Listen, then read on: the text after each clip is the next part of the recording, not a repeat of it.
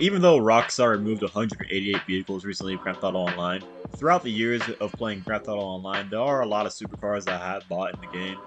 And this video, I'm going to talk about the supercars that I regret buying. I got buyer's remorse, I bought it because I thought they looked cool, and then I ended up driving it or customizing it and realized that it wasn't as great as I thought it was. So let me know down in the comment section below if you guys can relate to this. With all that out of the way, let's go ahead and get started with the video. Now, the first vehicle on this list would have to be the Tyrant. The Tyrant costs a whopping $2.5 million, and it is a huge vehicle.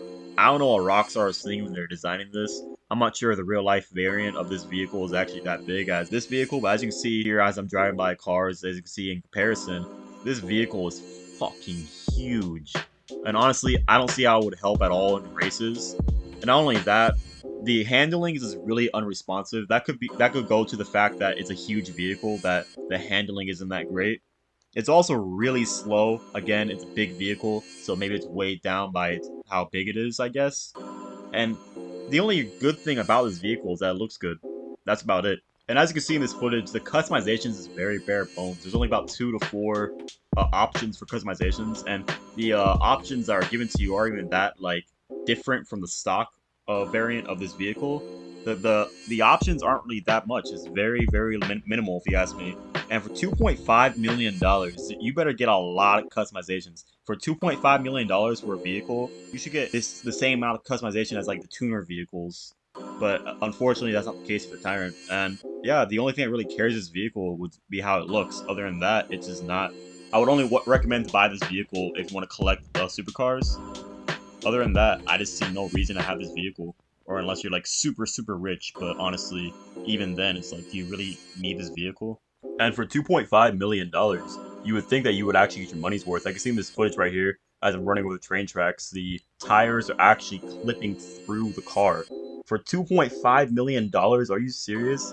I'm paying for a vehicle that doesn't even function properly. So yeah, I would say that I do regret buying this vehicle 100%. Up next on the list, I think another supercar that I regret buying would have to be the overclocked Zeno. Now the Zeno, it's a good looking car, just like the Tyrant, but it's just the handling is just really bad. It has good acceleration, but it's really not that fast. The speed doesn't make up for the acceleration, or vice versa, I mean. It does have a lot of customizations, we'll get in that in a minute.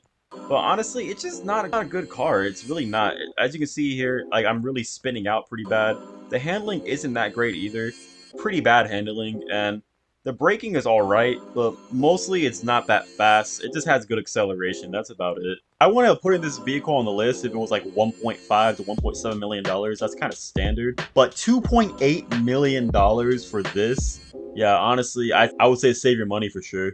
And even though the Zeno is just complete shit in every other aspect of the car, I'd say that the customizations carries it. Do I think the customization warrants the car being worth $2.8 million?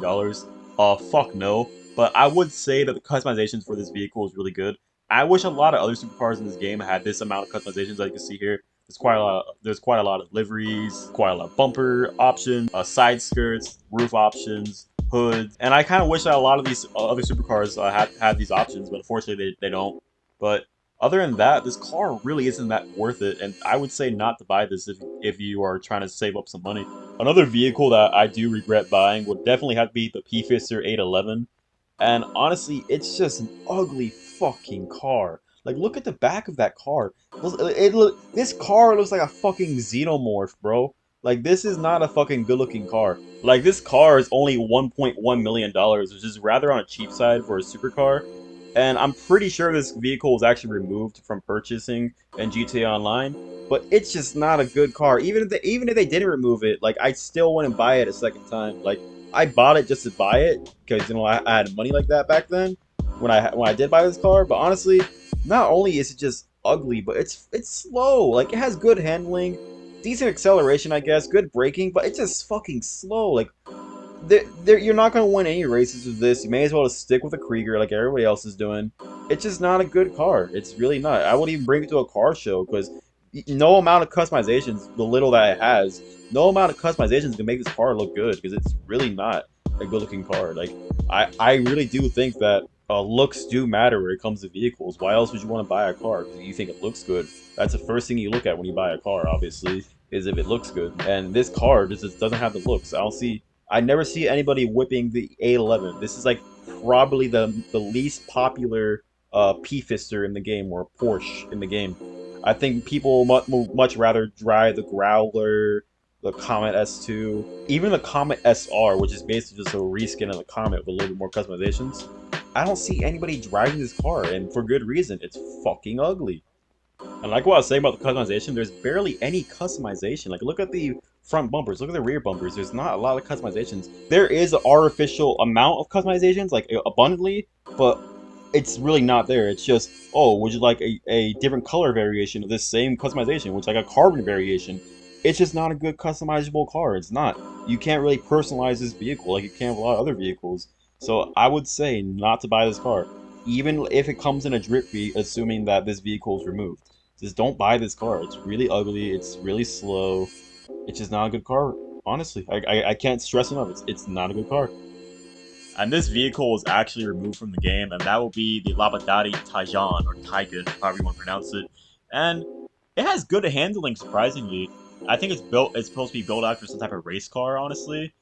And the looks are very subjective. Like, some may say this car looks good because it's based off of some type of like race car, and others will say it looks bad. I like it. I think it's okay. It kind of gives you like speed racer vibes almost. The handling is the only thing that's really good about this car. The speed is okay. It's not super fast, and the customizations, again, it's okay. Like, decent customizations, a lot more than the 811 and a lot more than the Tyrant.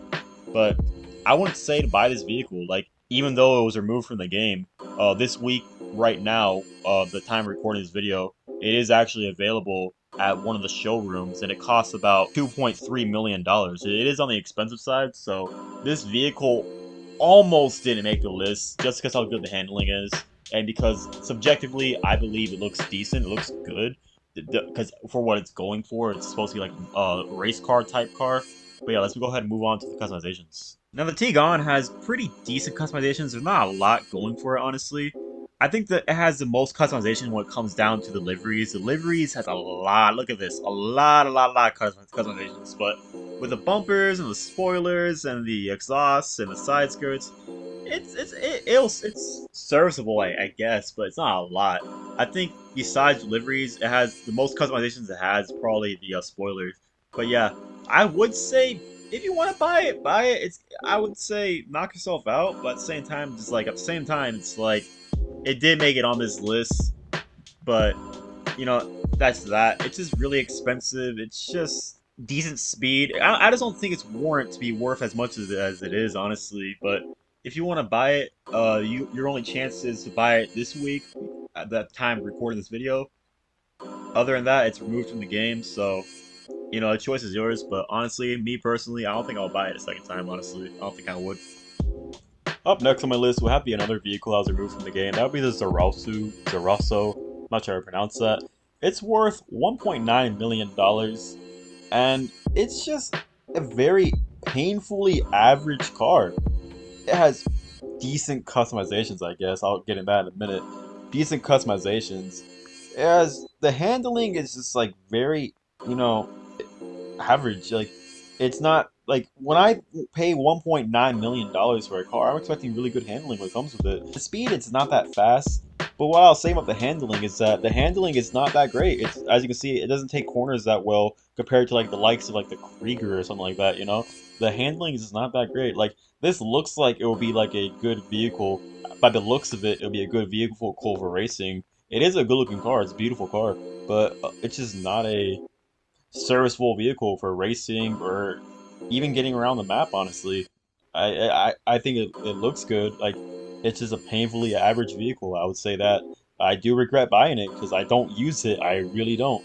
Like, I customized it. I made it look as good as I wanted to, and then I just dropped it. This is actually my first time driving it in the streets since I actually modded it. But yeah, like I said about the customizations, it's decent at best. Like, you got a few options for bumpers, the hoods, the roof. You got options for the side skirts. You got more options, I'd say, for the liveries, honestly. And you got a few spoiler options, but other than that, it's just not that very tunable. And like I was saying earlier, for the price of $1.9 million, I actually do regret buying this vehicle. Like I said before, great looking vehicle, good mods, decent mods I want to say. But yeah, after I modded this vehicle the first time, I just never used it. Never used it in no races, never used it getting around the map. This is my first, like I said, this is my first time driving it for this video. And yeah, it's a very disappointing car. It's just a very average car when it really shouldn't be. Now, up next on the list would have to be the Ubermacht SC1. Now, I bought this because I wanted a BMW i8, and this is the closest they have in the game, and it's just not that good.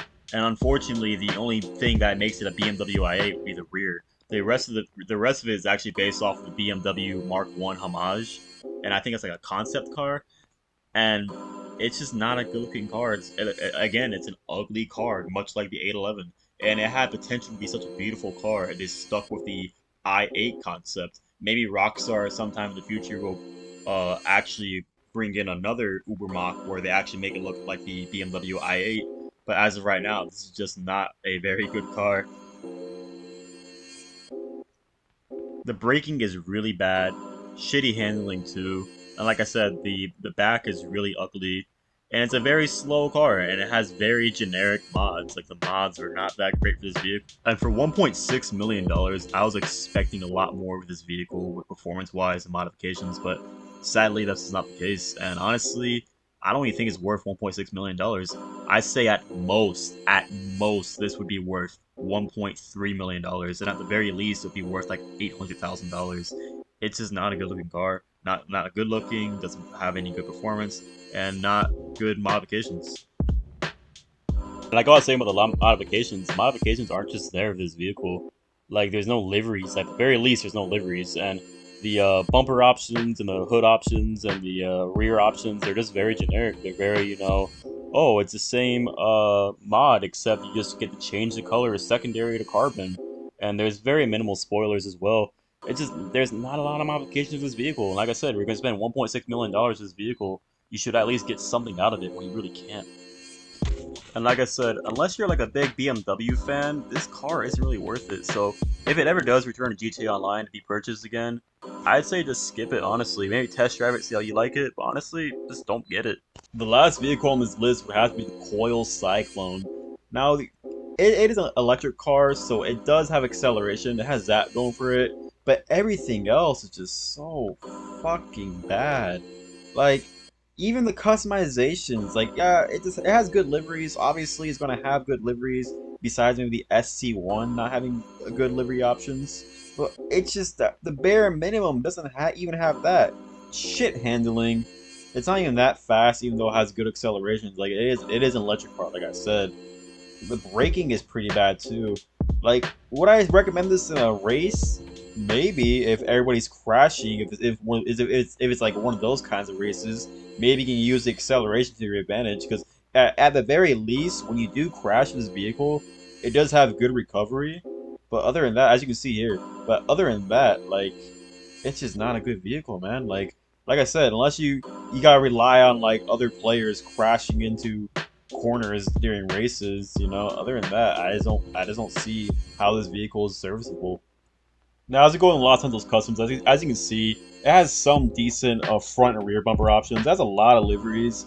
It doesn't have a lot of side skirt options. It has a decent amount of spoiler options. Other than that, there's no mods for this vehicle.